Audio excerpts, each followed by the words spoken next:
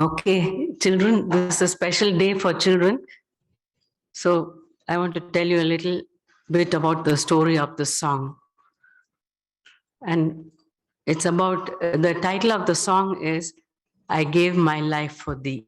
It's as if Jesus is telling us all, especially children and the grown ups, that he did so much for us. And it was written by a lady called Frances Ridley Havergal. We have a Frances in our church, a cute little Frances. And I know she'll grow up because she's got godly parents. She'll grow up to be like this godly, beautiful lady. Let me tell you a little bit about her, first of all. And also, before I begin, I want to tell you why I like this song so much. It means a lot to me. There was a little boy about 6 years old. Now, some of you are six, some of you are a little older than six children. There was a little boy about 6 years old, and he heard the song. Somebody sing the song to him. And he heard all the verses of the song. And at the end of the song, he was weeping. And he said, I want to give my life to Jesus after hearing this song. And after that, he accepted Jesus into his heart. And as we heard today, he had peace with God. And he grew up to be a godly young man. And he became a doctor and he helped a lot of people. And at the age of 52, he died and is now in heaven. That little boy is my youngest brother. And that's why this song means so much to me, because I remember the day when he had peace with God and gave his life to Jesus. So, all of you, dear children, doesn't matter if you're 5 or 6 or 3, you can give your life to Jesus. Because in this song, it says, it's as if Jesus is telling us all, especially children, I gave my life for you. What all he did for us, and what have you done for him? What have you given to him? He doesn't want our money or anything from us, but what does he want from us? He wants to give us to come to him and have peace with him and give our lives to him.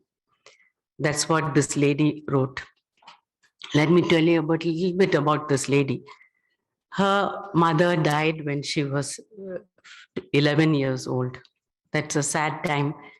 She could hardly remember her mother, but she remembered two things which her mother said to her vaguely. She said, when Frances got her own room, you know, it's nice when little girls have their own little room and they can keep their things neatly and they don't have other people to disturb them. She got her own room. Her mother told her, Frances, let this room be your Bethel. You know what Bethel is? You know the story of Jacob? God met with him and it became a time when he connected with God. Jacob connected with God and he had peace with God.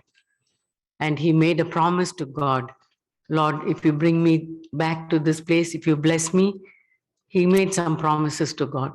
So Frances' mother told her, let this room be a Bethel for you. And she remembered it all the time.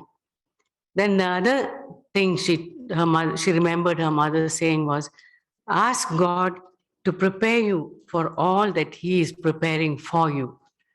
I want to tell you simply, ask God to help you to be ready to receive all that God is wanting to give you, all the gifts that he wants to give you. Lord, I want to receive all those gifts from you, especially the gift of peace, as we heard, peace with God. So she remembered her mother, those two things. And she went to school in England. And then when she was in school, her teacher talked to her about accepting Jesus. And when she was 14 years old, she gave her life to Jesus. Her teacher just said, suppose you see Jesus coming in the clouds today. Suppose you see Jesus coming in the clouds today. Will you be able to trust him? Yes. So yes, he's Jesus. He's coming for me. But the teacher said, you don't have to wait till you see him in the clouds. You can trust him now. That spoke to her. And she said, yes, I'm going to trust Jesus. And from that day, she trusted Jesus. She loved Jesus so much. Jesus was the most important person for her. And she wanted to please him. She was devoted to him. And those are some of the things people remember about her. She wanted to live for the Lord ever since then. Another thing about her was she started loving the Bible. She she started reading the Bible. You know, children, sometimes when we read the Bible, it looks boring. It might say, oh, it's so boring. I know the story. But we can ask Jesus, Lord, help me to love the Bible. Help me to love your word, just as this Francis loved your word. Just like my dad and mom love your word, help me also to love your word. And she also had a intense prayer life. Like she loved to pray. Now, sometimes when we hear children, older people pray, we just wait for them when they finish, and we can say Amen. But we all are like that. But we can ask Jesus, Lord, help me also to love to pray. You know how she prayed? She had a system of praying. In the morning when she woke up, she'd pray, Lord, help me this day that I won't get angry with people. That's my problem. I lose my temper. Help me not to get angry. And she would pray, Lord, help me to obey you. Simple things like that. Thank you for this day, she'd say. Then in the afternoon, she'd pray for other people. That's called intercession.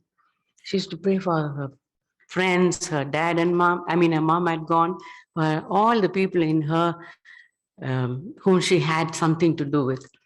One time, she was in a house where there were about 10 people and they had a prayer meeting. I told you she loved to pray. They had a prayer meeting and they were praying. And there were some people in that room who hadn't given their life to Jesus.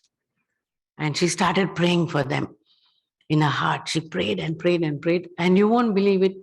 By the morning, all 10 of them came to know the Lord. That's how we can pray for people.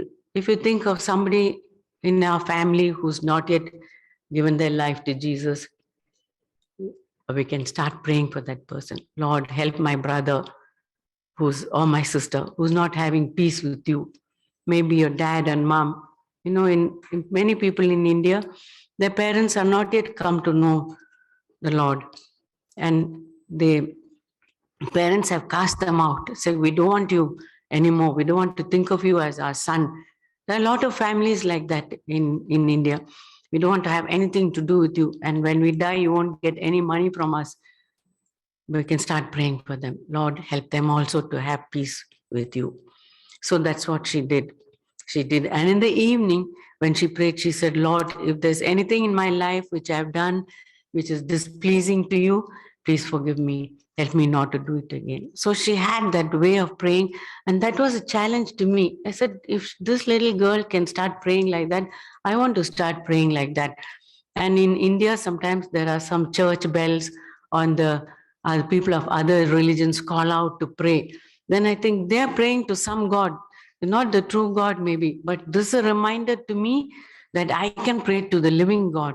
And I can pray like this, how this lady prayed. So that was a challenge to her. And now it's a challenge to me. And at the age of 42, she became very sick.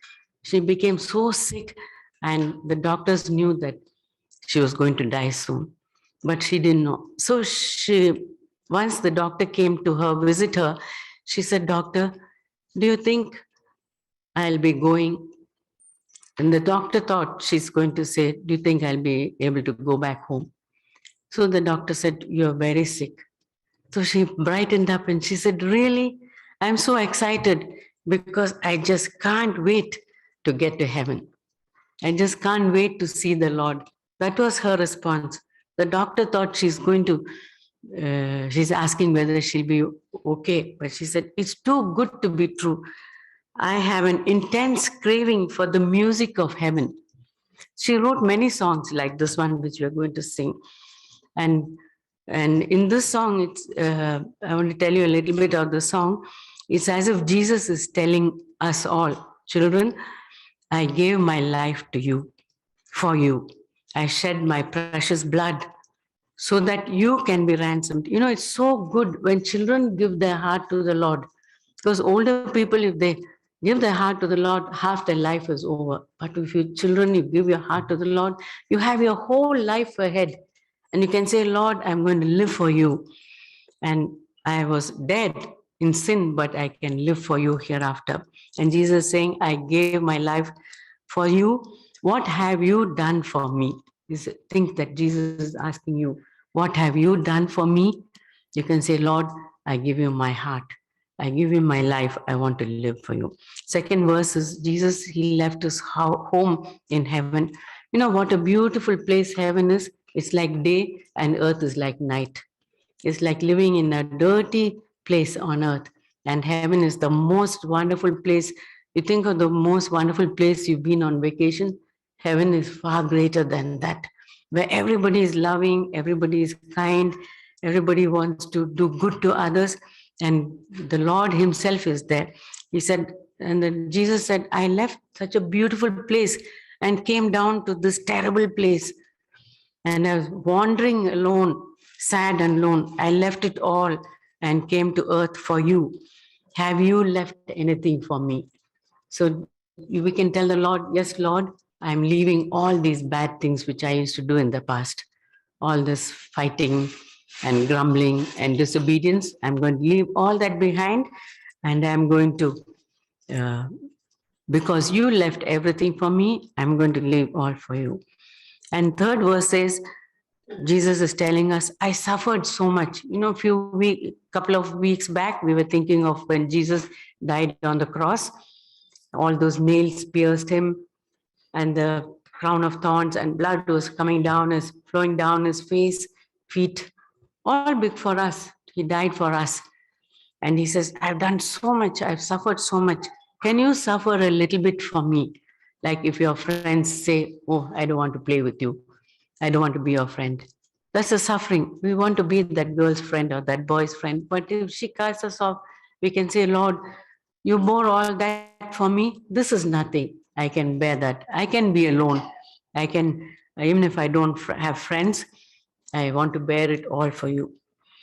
And in the last verse, it says, I have brought salvation, means that we can be saved from our sins and we can go to heaven. I've brought forgiveness for you, and I'm going to give you a lot of gifts.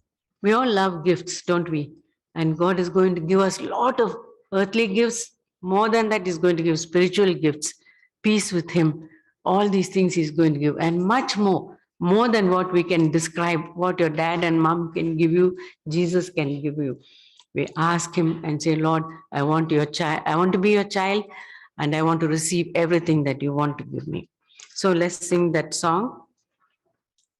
And it's so good for children to sing. You know, I know a couple of families in this church. One family used to go to an elderly people's home and you sing, and to sing to them every month. And it cheered up those older elderly people so much. And another family used to sing and record some video songs and send to a girl who was dying of cancer. And it cheered her up so much. So when she went through that cancer, and she's in heaven now, and she can say, when she meets that family, she'll say, thank you for the beautiful song you sang. So God bless you and enjoy that song.